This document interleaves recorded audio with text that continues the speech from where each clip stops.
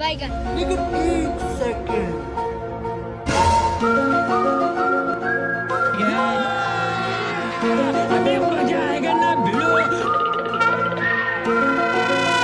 ও doctor, তা তুমি রুগী দেহা বাদ দিয়ে এনে কি লিখালিখি করতেছো? কি আর করব বাবু, সারাটি জীবন তো ডাক্তারি পেশায় নিয়োজিত থেকে মানুষের সেবা করে গেলাম, তাই ভাবছি ভবিষ্যৎ প্রজন্মের জন্য নিজের কিছু কথা লিখে যাই।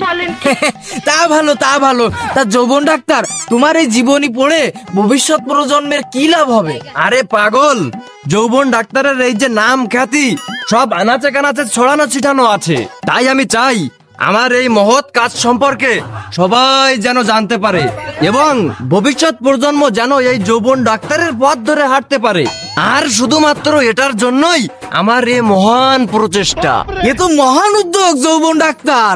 তা দেখি তোমার এই মহৎ কাজ সম্বলিত ডায়েরিতে কি লিপিবদ্ধ আছে।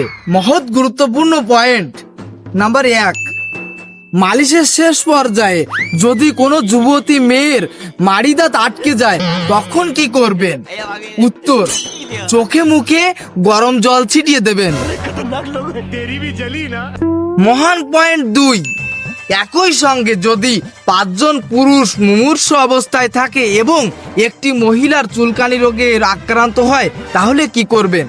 উত্তর, ওই 5টি মুমূর্ষ পুরুষকে রেখে হাতের কবজি পর্যন্ত বগুড়ার দই মাখিয়ে ওই মহিলাটিকে মালিশ করতে হবে। এ কি? 3 নাম্বারটা একটু দ্রুত পড়ো। আচ্ছা পড়ছি।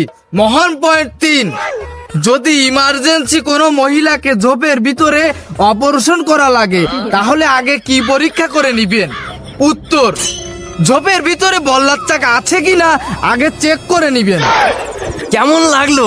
এখনো তো প্রথম অধ্যায় শেষ করতে পারোনি। শোন যৌবন, তোরে আমার ডাক্তার কত জ্ঞান নাড়তেছে, তোরে সিরাবাসে ডক করে সেট করে চাপ দিতে হবে। তোর মতো ডাক্তার যদি বাংলাদেশে সত্যি সত্যি থাকতো তাই যুব সমাজ ধ্বংস হয়ে যেত। বাদ তোর এই ডায়েরি। inky pinky funky.